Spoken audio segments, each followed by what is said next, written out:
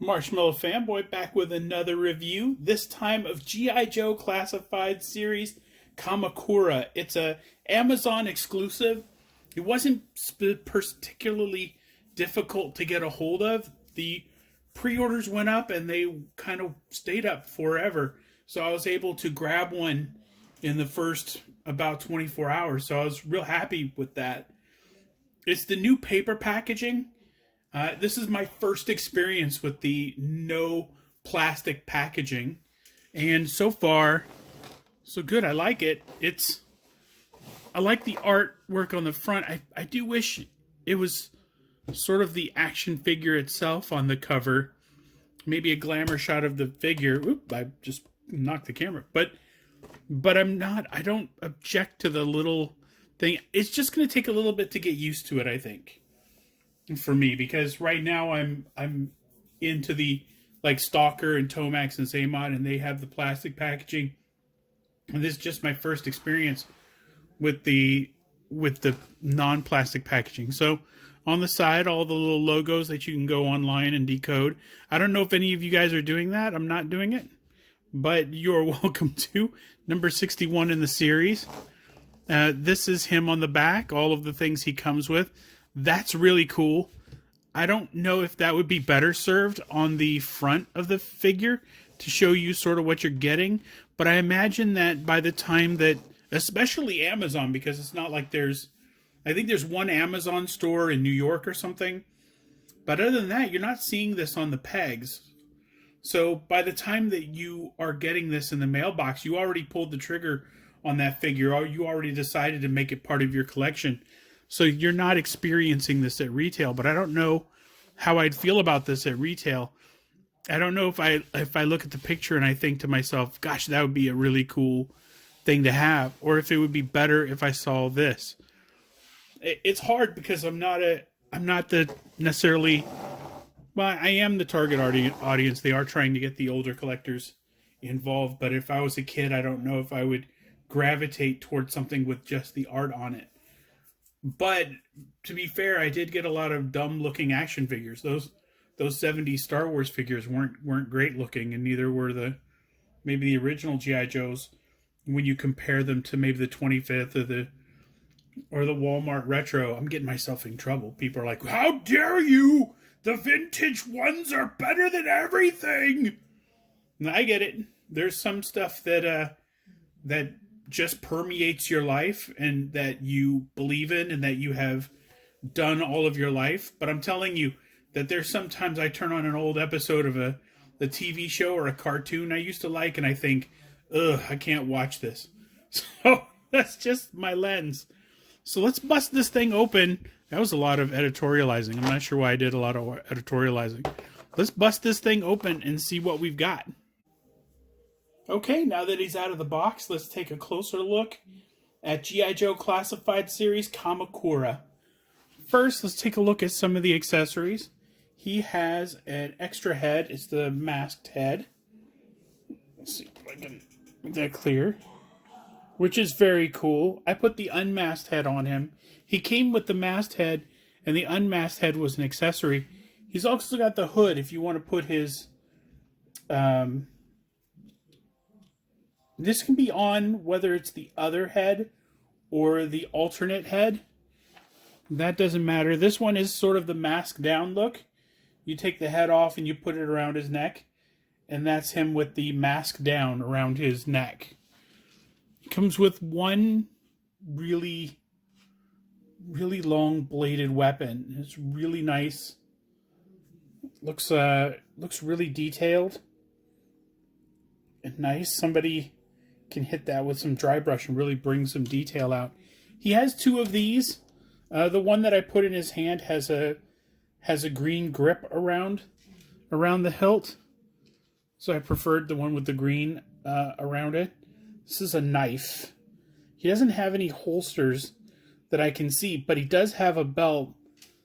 That belt is loose around his waist, so it's possible that I could tuck the knife in, or even this automatic pistol. I believe that's an automatic pistol. It has a clip in it. It could be an automatic pistol. but it's got a lot of really good detail. So let's take a closer look at the sword with the green hilt. A little bit of hit of green around the hilt. That one is nice. It's just like the other one, except it has green around it. Let me see if that's true. Let's see. Yeah, they're the same except for the green hit around the hilt. That's very cool. I'm going to take off the backpack. I put in the shorter swords sort of forward and backward so that he could use both of his hands, reach back, and sort of take one from over his shoulder and one from under. But I don't know. I think these are more for the curved swords, and these are more the swords that he should be wielding. But I really like the look of the bent sword better. There's got to be a technical word for that I'm missing. Katana? Katana maybe. And this very simple backpack, just holes in there. I don't know if one is more correct than the other.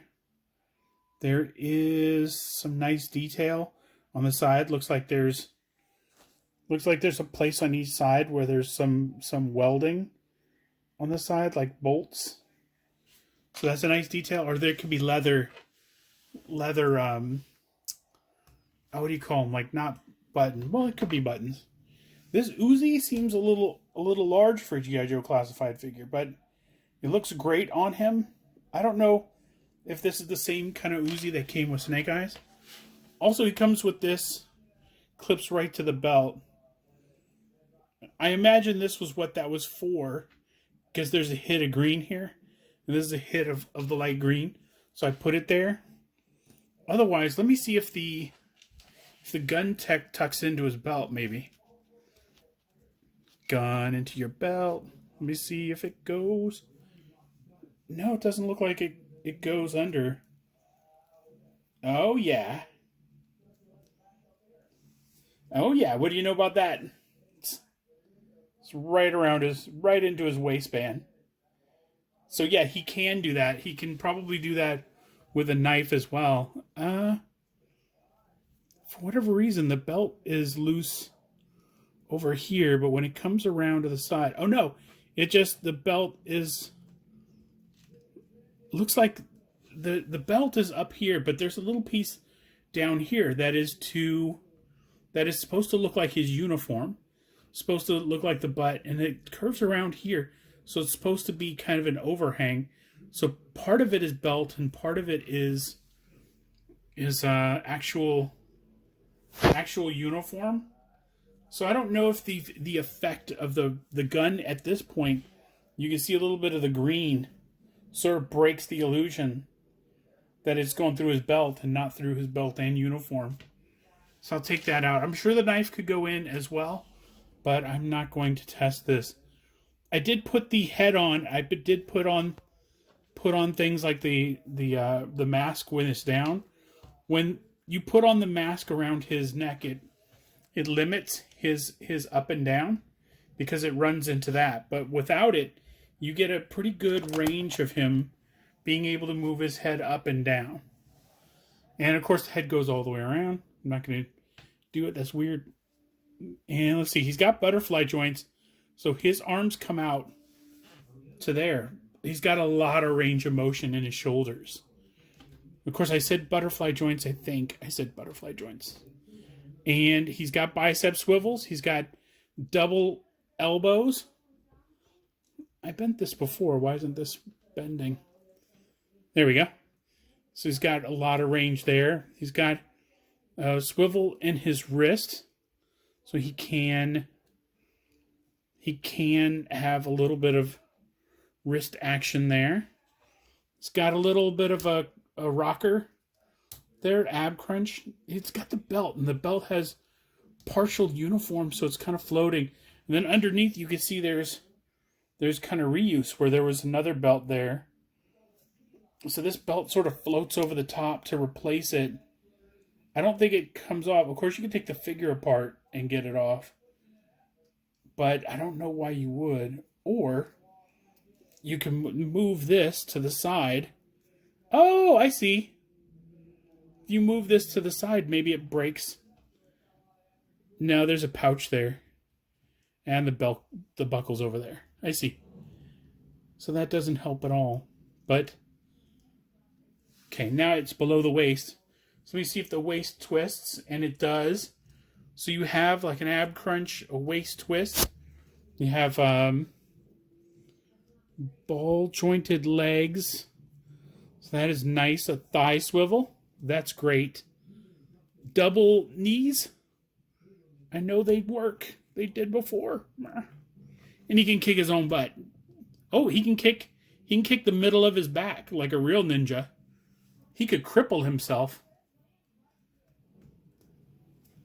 And his feet, let's see. He's got a swivel right above the boot. He's got, his feet have the rockers and the hinge and the rocker. So that is very nice. And that is Kamakura.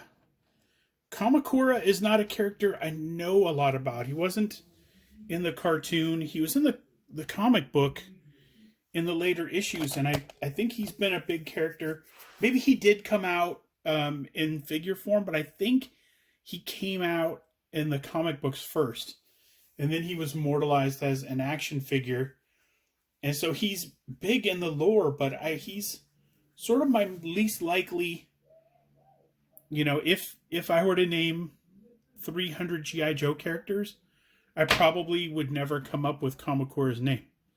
But that said, it's a great add to the collection. He is a figure that appears in other lines, so he's a welcome addition to the G.I. Joe line. And it's good that this was an Amazon exclusive, because I don't think anybody... It could be on somebody's wish list, but he's such a minor character for a lot of collectors. He doesn't come up a lot on most wanted lists. I've never seen him on a most wanted list. So that's it. This was a fun thing to take out of the package and to mess around with. And he's a great addition to the collection. So until next time, enjoy your toys.